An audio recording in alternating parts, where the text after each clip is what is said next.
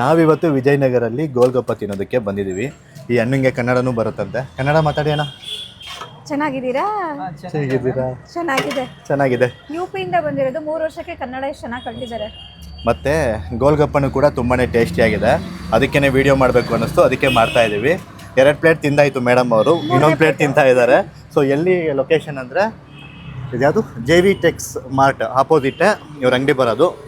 So ಇದು main road, ಅಲ್ಲಿ bus stop ಇದೆ, ಅಲ್ಲಿಂದ ಬಂದರೆ ಈ ಗೋಲ್ಗಪ್ಪ ಸಿಗುತ್ತೆ.